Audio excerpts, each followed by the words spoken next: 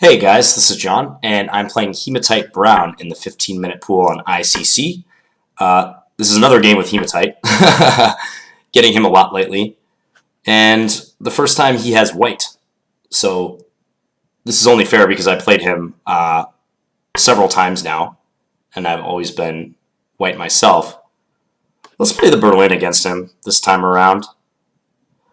So we'll play knight f6 and see how it goes. We'll get into this Berlin endgame.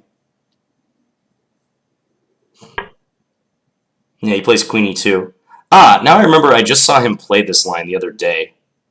So maybe I shouldn't have gone in for this.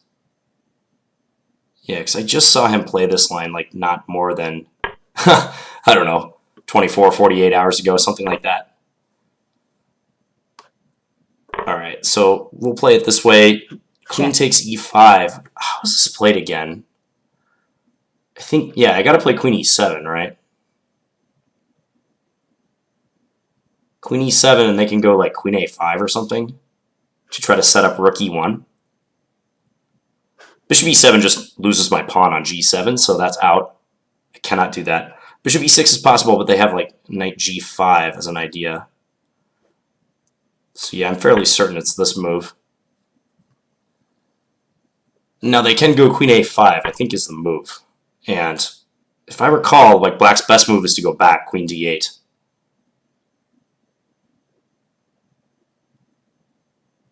I know that's incredibly boring, and I hope the game does not end in a quick draw.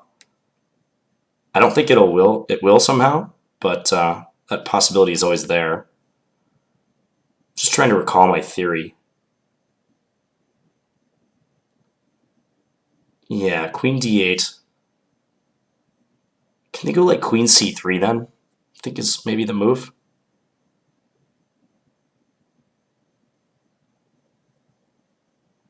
Wish I could remember. Regardless, I think I'll play this move. And we'll see what they play. Yeah, queen c3. Okay. So now we have a proper fight. Now the issue is I can't develop this bishop so easily, right? So what are my options? Like bishop e6. I could maybe play f6, but that looks weird. f6, the idea would be to develop the bishop, like guard the pawn that way. So I'm thinking bishop e6 is probably the move.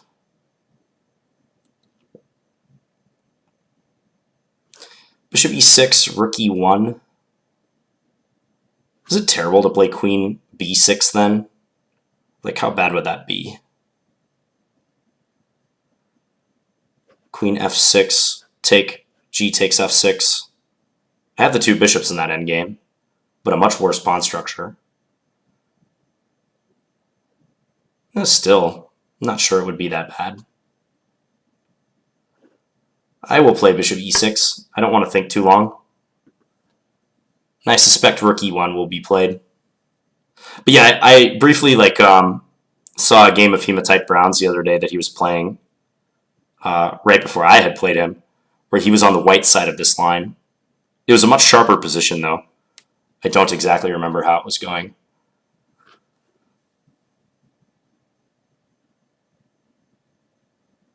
I wonder what other moves would have made sense instead of bishop e6, like maybe knight f5 to prep bishop e7 to guard this pawn.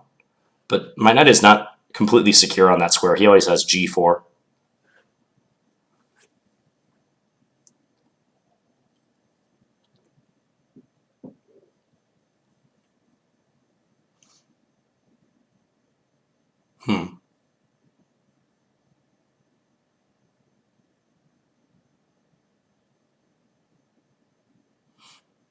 Yeah, for rook e1, I'm thinking I'll play queen f6. Because I don't see any other way around my development dilemma. So rook e1, queen f6. And I know my pawns are shattered, but I get this nice g-file. I have the two bishops. There's plenty of pieces on board. I'm not afraid to play that position. So that's what's going to happen, if allowed.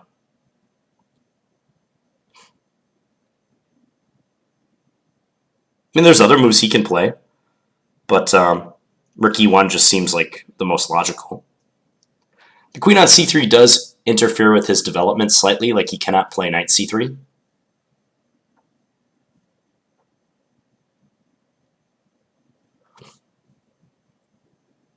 He could play d3 or d4. Yep, and there he goes, d3. So d3 has in mind bishop g5, I think. I can still play queen f6, though.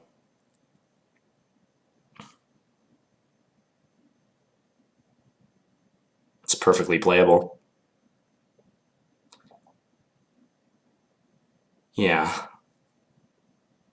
Unless I'm willing to sacrifice a pawn. I mean, bishop e7, queen takes g7, bishop f6. Doesn't seem sound, though.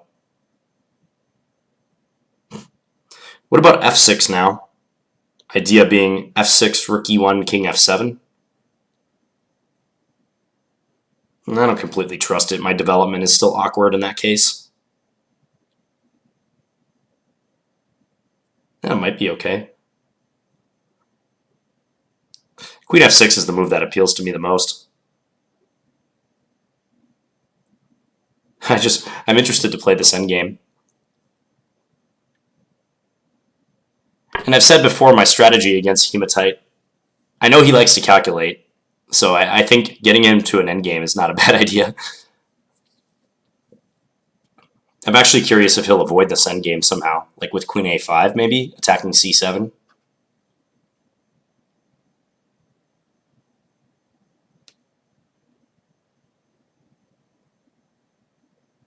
I just like the look of it with the open g file. I think I might be forcing him to make some weakness along that file in view of like rook g8 and bishop d5 or bishop h3 opportunities. I can park my king on d7 in the center because my pawn that will be on f6 will be doing a great job of defending the e5 square.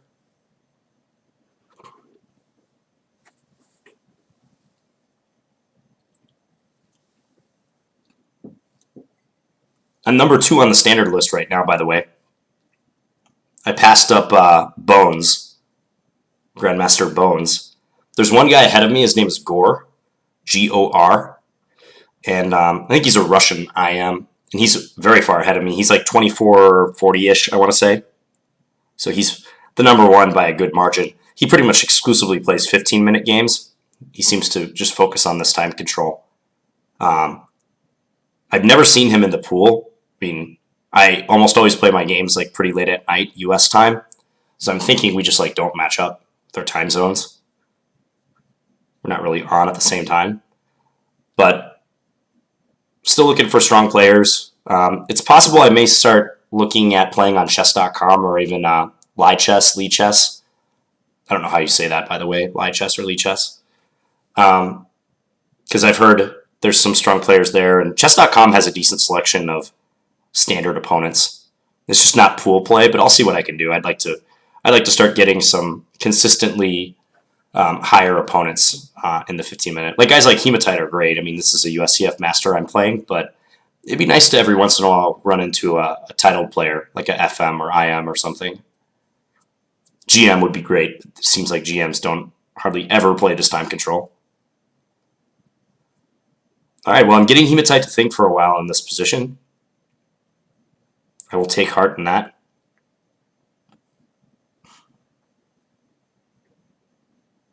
Yeah, I know this entire line with queen e2 on move 5 is like not considered threatening, but black has to know a thing or two. Yeah, so he avoids the queen trade. It's interesting. I could play queen back to d8. That would force him to make an interesting decision, because then I would just plan to play bishop e7. I'd say b6 would be the normal move right now. He's probably going to play queen a4 if I do that. I have to defend this pawn. Rook c8 hangs my a7 pawn. King d7 is, I don't know, kind of ridiculous. Knight e5 check, amongst other things. You can also play bishop g5 with tempo at various times. So I think his idea is b6, queen a4. What if I play bishop d7 then? Rook e1 check, followed by bishop g5 if I block with my bishop. Yeah, it's a little annoying to defend this pawn.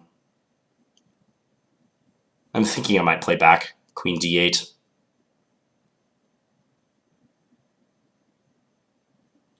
He could play knight g5 then.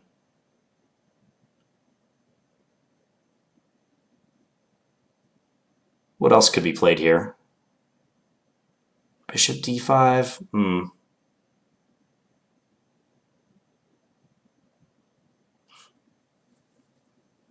No. b6, queen a4.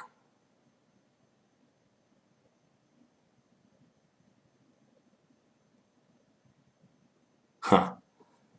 Queen d8, knight g5.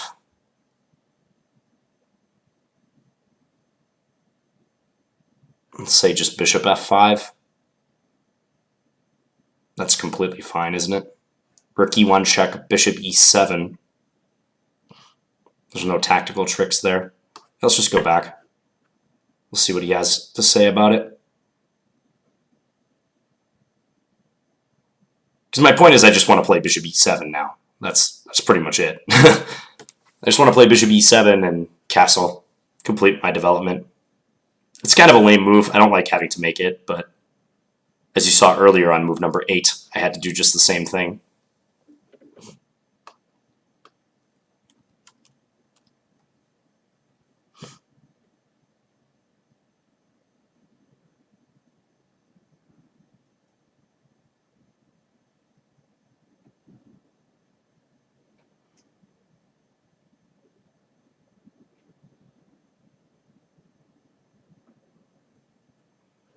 If bishop g5, I can play bishop e7. Then we could swap bishops. I would take it with my queen. He would play knight c3. I would castle. That ending, or not ending, but that position is close to equal. Maybe slightly better for white, just because of the pawn structure. That's it. I mean, that's a typical story in the Berlin. Like, white can oftentimes retain like a practical advantage, if not a theoretical one, just because of the pawn structure. So there's always that consideration. All right, rook e1, so what's wrong with bishop e7? Anything? What will he do if bishop e7?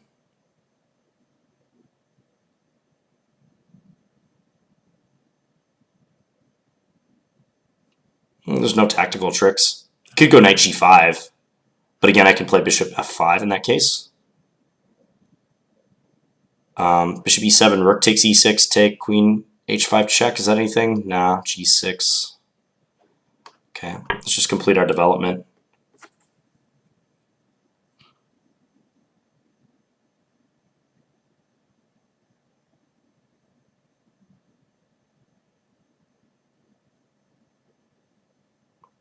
Bishop g5 is probably the way forward for him, because I don't think he wants to let me retain the bishop pair for much longer. Plays knight d4.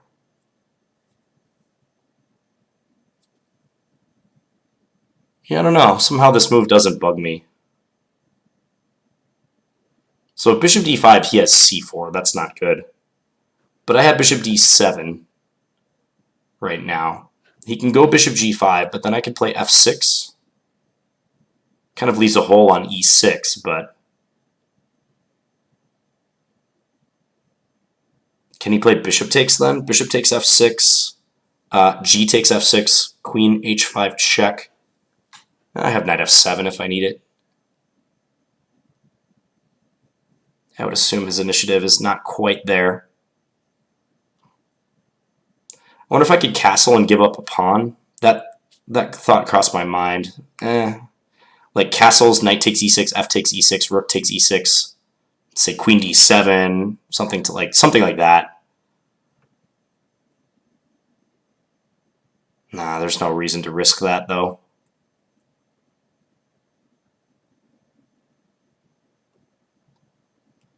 I think bishop d7 is the responsible move. Bishop d7, is he going to go queen g5? That would be kind of funny. I could play king f8 if I need to.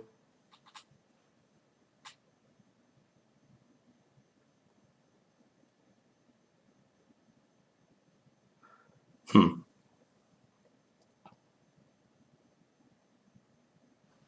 Bishop d7, queen g5, king f8, queen f4. Hard to say whether that's threatening or not. Okay, well, let's do this and calculate later.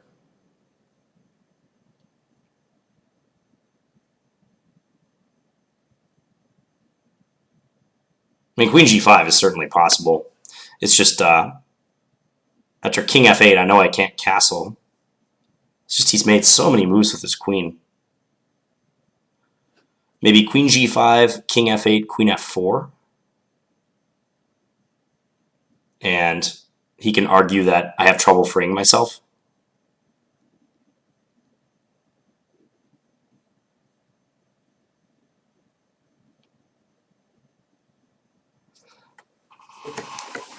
I might have to castle by hand at some point. Maybe play h5 and get my rook up to h6.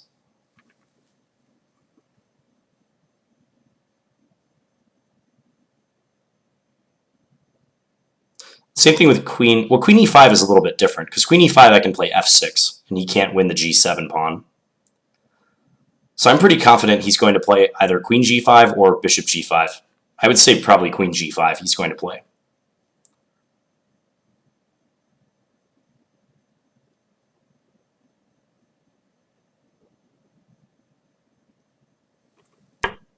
Plays bishop g5, okay. So now I can play f6. This is the line I was trying to calculate earlier. f6, bishop takes f6, whether that works out. But I don't think it does. Do not think that's good for him.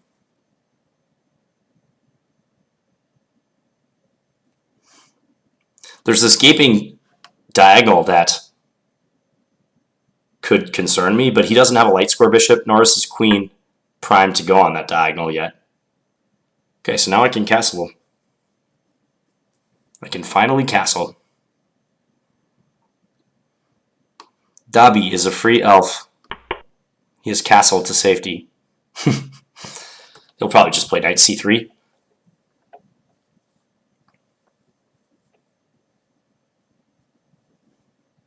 Can I start kicking him back with my pawns then? Either that or just play knight f7. Probably knight f7 is safe. Or rook f7. Or rook e8 maybe. Yeah, I think this position is very reasonable for both sides. It's just a position. b6, b6, queen a4, c5, queen b3 check, king moves, knight e6. I don't want him to play knight e6 so easily. And just free himself, let's say. Rook f7, knight e6, take, take. It's an easy plan for him.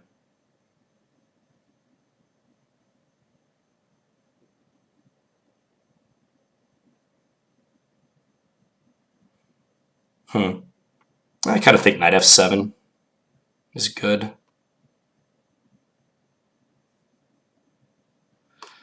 Knight f7 also threatens c5 in some cases, or b6 and then c5.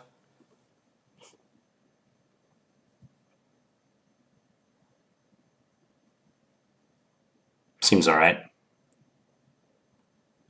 He might be retaining like a microscopic advantage, provided there's no tactics.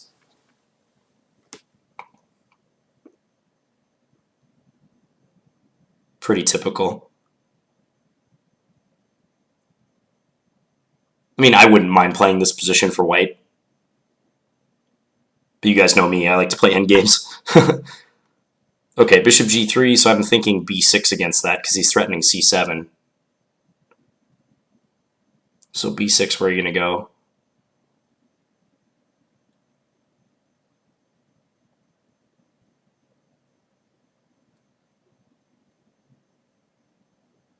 b6, queen a4, c5, knight c6, maybe?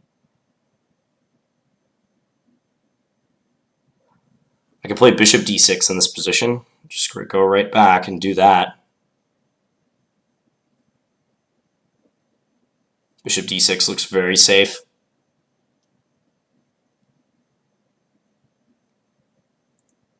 What about b6, queen a4, c5? Not too sure about that line now. Knight c6 is annoying. Yeah, I should just play bishop d6 probably.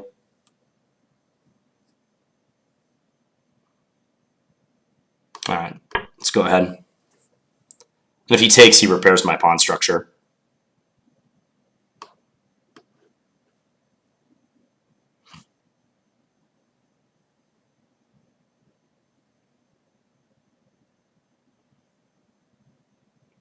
I'm at 4 minutes. He's at 5.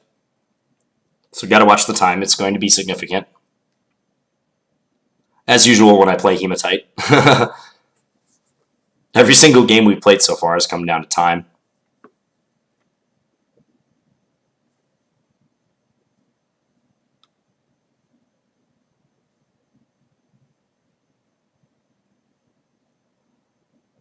I'm still looking to play b6. I want to kick his queen out of there, but I'm just not sure the best way to do that is. So if he takes my queen, which way am I taking back? Probably with the a-rook. I think so.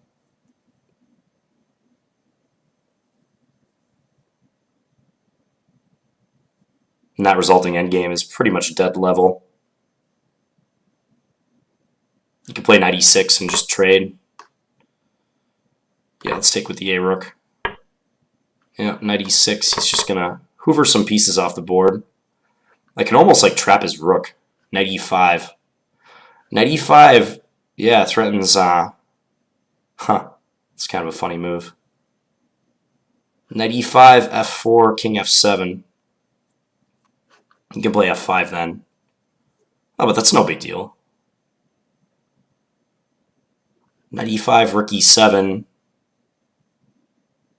rook f7. Yeah, let's start with that.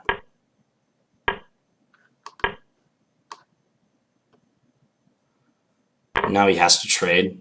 I guess he could have maybe played rook back, but that's fine.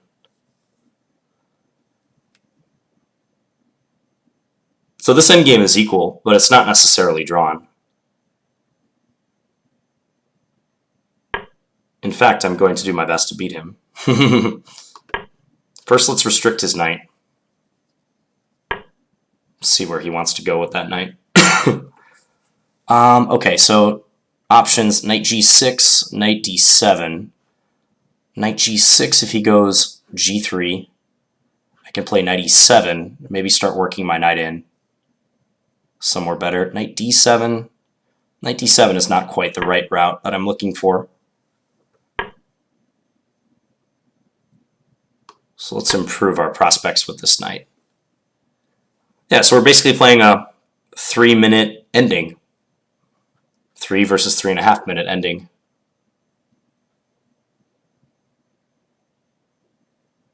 He can play knight a4 to try to at least, like, make me play b6.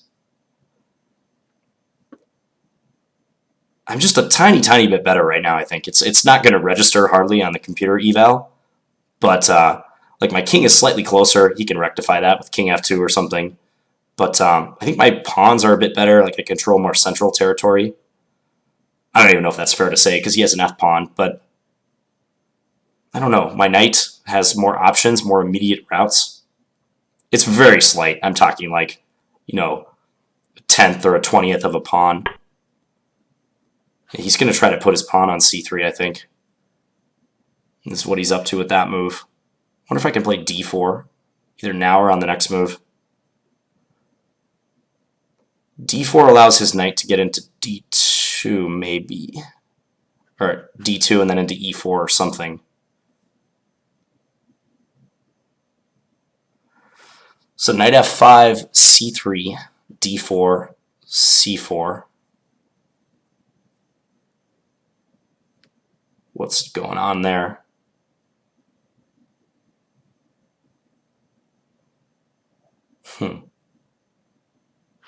Regardless, I think it's good to start with this move.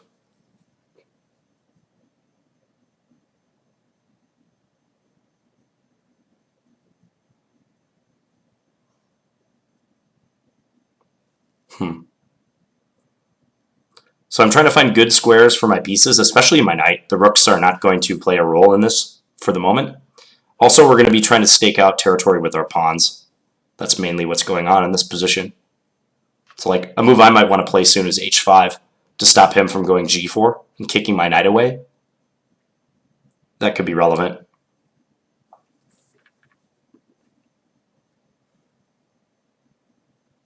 I think he'll play c3. He does not. Okay. Let's go h5. Just expand. Just so I don't have to worry about g4. I don't yet know if I want to play knight d4 or not. That's why I played that move. I'm thinking I might, but I'm not sure. Alright, so do I play d4 or no?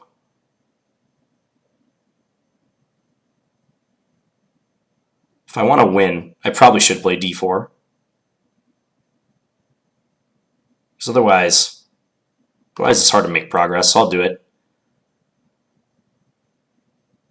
I'm actually preempting him from playing c3. So now I have a nice anchor square on e3 for my knight.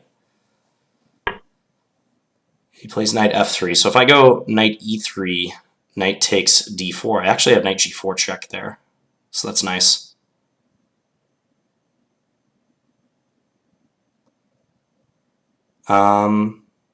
Knight e3, he can play... I'll go knight e3. Play rook c1. Rook c2, yeah.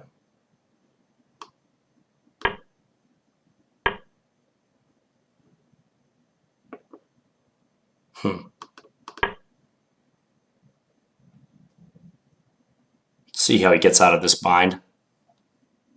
Maybe b6 would have been a little bit better. Not sure.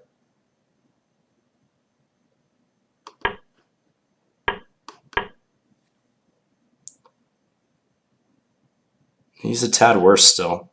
I'll look to play h4 if this knight moves away. Yeah, like now. h4. Just try to start picking him apart.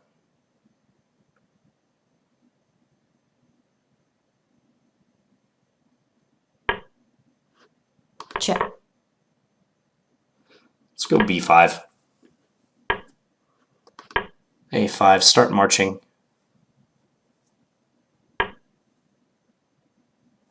Just trying to get into f5.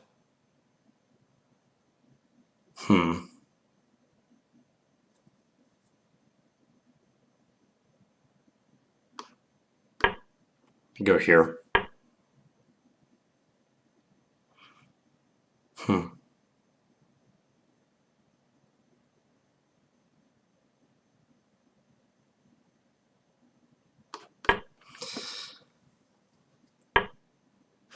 I don't want to draw, so obviously I'm not going to repeat the position much more. Check.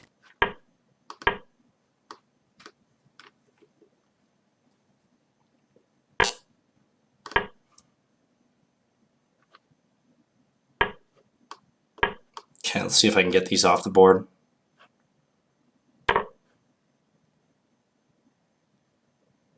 This is looking tough for him.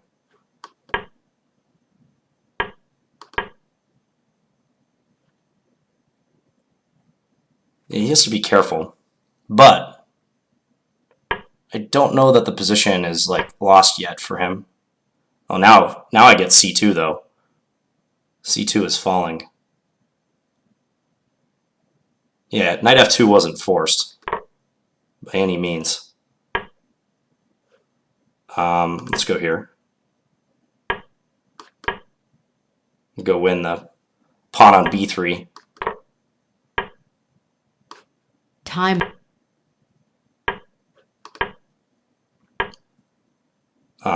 Check. Just take a check. Yeah, and I'm pushing c2 next move. Okay, yeah, that was an interesting one. You know, this endgame was definitely played in a hurry by both of us, but I think it's a good illustration of like accumulating small advantages. And I wasn't that much better at the start of this endgame, but it's tough for him. Like I don't envy his defensive task beginning like right around here. I'll just tell him good game. All right, so if I turn on the engine, I'm just going to see if my read is right about now. Yeah, so it's like a quarter pawn. I mean, it's probably not going to get much above a quarter pawn until later. But I've got some factors going in my favor. My king being slightly closer, like I said. I have, in the immediate center, like E and D files, I have slightly more space. I think his knight is more restricted than mine. Like, all the squares that his knight can go to are covered by my pawns. At least several of the squares, I should say. E2 and A4 are not desirable squares. So, yeah, the possibility of playing D4 and getting that outpost right there. Regardless, let's go back and take a look at it. So I'm going to just turn off the engine real quick. Yeah, so queen e2 is basically a sideline, but there's a thing or two that you have to know about this position. Check. So if bishop e6, I think knight g5 is better for white, is the thing. And bishop e7 loses the pawn on g7, so I don't want to do that. So queen e7 here, and then I went back. So if he had played queen e5 check, I was going to have to reach into my memory banks to really remember how to play this, because I think it is possible to play bishop e6 and then this and go for a position like this. Like, I want to say I saw a game where black actually played king d7 and they had this position, and black tried to make it work, but obviously structurally it's not nothing to write home about for black. So to Hematite's credit, he didn't repeat as white. He just played it normally. I really thought he was going to take on f6. Let's see what the computer thinks about that ending. Queen takes, g takes. Gives a small edge to white, no surprise there. It probably looks at the pawn structure and says, black, why are you taking on these pawns? But I remember a game, Deep Fritz versus Kramnik, back when human versus computer matches were still something semi-interesting to watch, where Kramnik won a beautiful game in the Scotch from the black side, where he voluntarily accepted doubled isolated f-pawns and just destroyed the engine. Granted, that was a different opening, but that's kind of what I was thinking of here. Like, yeah, my pawns are messed up, but double pawns yield open files, and if they're doubled towards the center, they also control a lot of central territory. So like these squares I kind of have on lockdown because of my knight and my bishop, so, and those pawns. So I wouldn't have minded to play this endgame. And also, as I was saying, I can stick my king on d7. I think this is a great square for it because it's not ever going to be harassed by knight e5.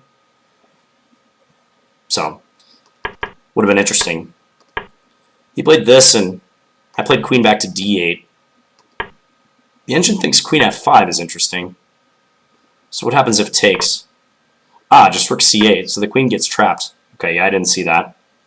Take away the flight square. There were a couple scenarios I was envisioning where I do give up the c-pawn, but that was not one of them. So I couldn't see how you would control the a5 square when white is retreating. Yeah, so I got to play bishop e7. I thought maybe he should have gone bishop g5, just to trade the bishops, and then I can't claim the bishop pair as an advantage in this position. I don't know. I think he's a little more comfortable in this position. This is something that Berlin players have to deal with. But he played rook e1, bishop e7, knight d4.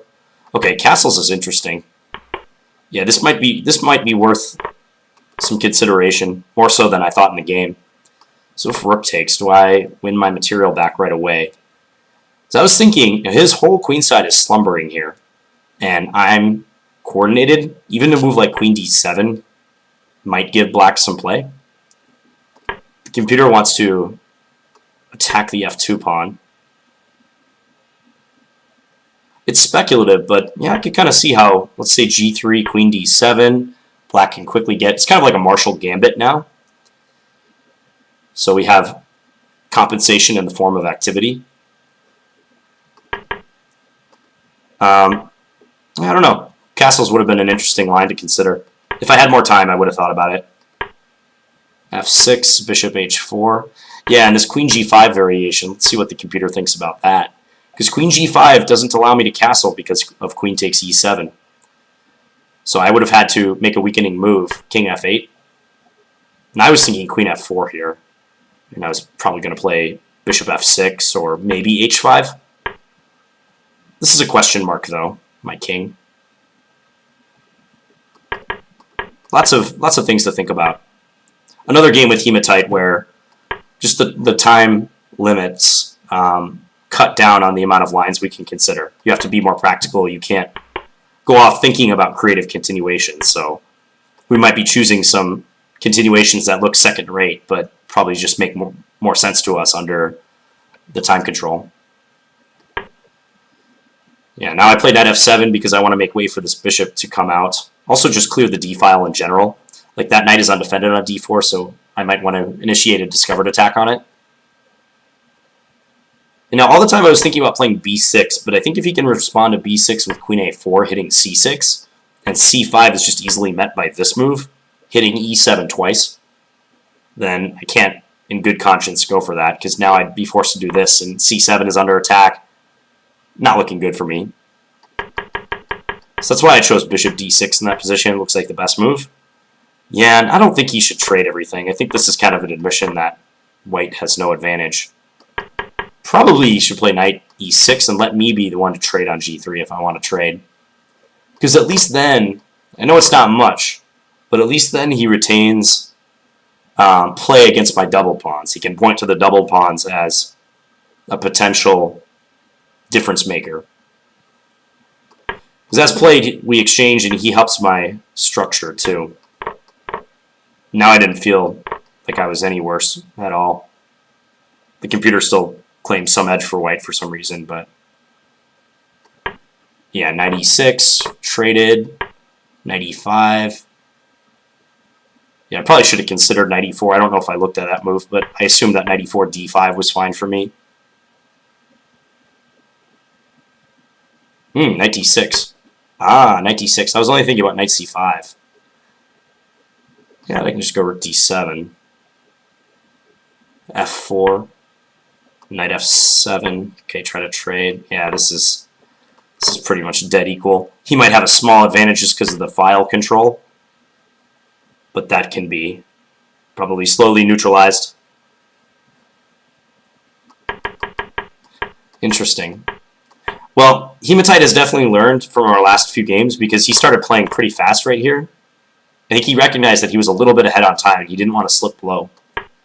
So he started making pretty quick decisions. I don't know about f4. I feel like that is kind of a weakening move. I know he wants to kick this knight away. Just not sure about that move. What about d4? d4 and like b3. Maybe I get into a3. Attack c2. Yeah, the thing is his knight is misplaced on c3. Like against this pawn structure, which also crops up like in an exchange French, that knight is misplaced. It has no scope.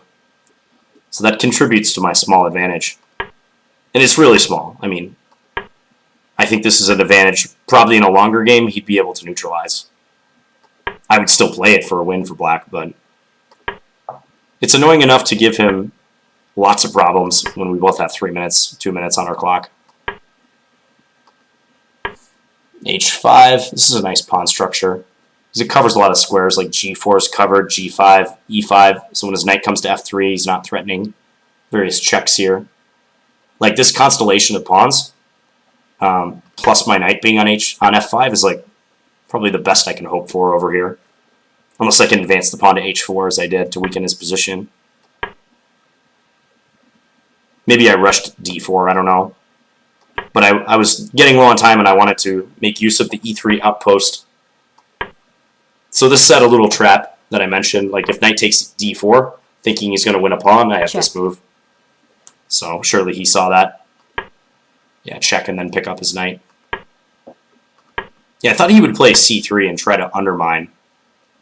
And then I was looking at going knight g4, Check. king e2, and take, and somehow try to gain some edge here. But it might be slipping away. I mean, still I have this tiny pawn structure advantage, but it's starting to be worth almost nothing.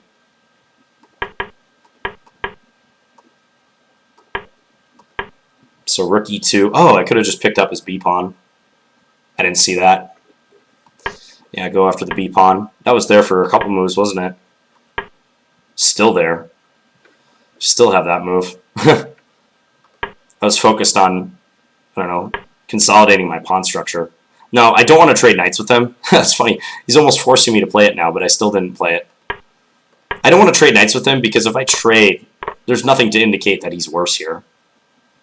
The only advantage I have is that my knight is on a good outpost square, and his knight is purely passive. Like, his knight's destiny is to exchange itself for my knight. Beyond that, he doesn't have many aspirations for this piece. Well, that's embarrassing that we both missed knight d1 for like 4 consecutive moves. Yeah, this is instructive. So when I play knight d5, he has to be really on the lookout for h4, because that will entail the doubling of his pawns, if I'm allowed to play that. So yeah, maybe f5 as the computer is showing. H4 also creates some weaknesses. Like if I can maneuver my knight over to g4 now, that's also troubling for him. But that's very instructive, like this undermining move h4. This pawn structure is rickety. Like if he could, he would actually gladly play the pawn back to h2 now, so that if ever I take, he can recapture, and he wouldn't have to mess up his pawn chain. Check. And now it's getting difficult for him to defend. I didn't have a lot of time, so I knew that advancing these pawns could be a good investment. Repeat once. I'd rather repeat when there was an increment, but it's the name of the game. I think he actually should have kept his knight on h4, because our knights are holding each other hostage. Mainly him, like, if I ever leave e7, he can jump into f5 like he wants to, so... I mean, actually, is it that big of a deal if I allow knight f7? Probably. Or knight f5, I mean? Probably not, because I can just play g6. So maybe I shouldn't even worry about that move so much. Check. Now I got knight f5 in. It's c4. And he just got all discombobulated with that knight. Now I felt it was okay to play this move, because as soon as I trade the rooks, the defender of the c2 pawn is eliminated. Yeah, now knight g4, guarding that square for now. Brought my king up. So the big question is, if he just waits, if he plays a move like king f3, how can I win? Ah, okay. a4. I don't know if I would have seen this under the time duress, but okay, the point is, like, with a4, I'm threatening to take and get a protected pass pawn. So he should take himself or push b4. Pushing b4 seems correct to keep it closed, but then I can play knight e7, and very simply, I'm just going to go and sack my knight for the pawn on b4. Because his knight is so clumsy, he can't get in a position to... Oh, actually, I do have to be careful. Because if I play knight c6, he has knight e4, and then if I sack, and then a3, he can get back just in time to stop this pawn. That's clever. Huh. That's a funny line. When he's apparently winning. So, instructive. I would have to play, before playing knight c6, I'd want to play f5, shut out his knight. And then his knight is too awkward, it can't participate. Even if it goes to d1, I just make my way over here. This knight is not breaking through this pawn on c3. It can't assist, nor can his king. All I can do is spectate while I advance this pawn. That's a cool line. So, yeah, if he persists in keeping his knight guarding e3, this a4 move is a good breakthrough. Much better than b4, I would assume. Because b4, a4, then I'd have to be sacrificing for the a or b pawn. And that's harder to pull off. It might still be winning, but I don't know. Let's just say, for the sake of argument, something like this. Now, again, I should play f5. I don't know. Let's just say this. Knight g3, let's say g6, h4 here. Yeah, he could play king e2, and these sacrifices fail now. Because, like, let's say something like this happens, and then b3. The pass pawn that I'm eventually getting is not an a pawn. So his king is within the square to stop it. So that's why a4 is a better breakthrough move than b4. I was trying to assess that briefly. It didn't come up in the game because he immediately, like, abandoned the e3 square, but If he had made some move like king f3 here, I would have probably had to look for that in my 30 seconds left. And the other line is if, let's say king f3, and a4. If he takes, then I can try to maneuver my knight over to b5 and win the a3 pawn. Like boom, and take that.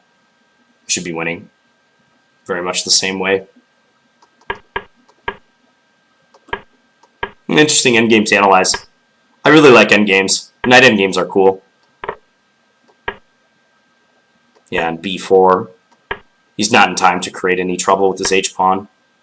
I guess if I wanted to be really clean, I could play f5 and lock him out. Well, not when my knight's hanging, but... Yeah, knight c5. Crossed my mind for a second that maybe he could do this. And then push h6. Because my knight is actually on a really dumb square to try to stop him. But I guess I win with my pawns quicker. Yeah, h7, I have c2. Yeah, and if king here, I can take. I'll promote.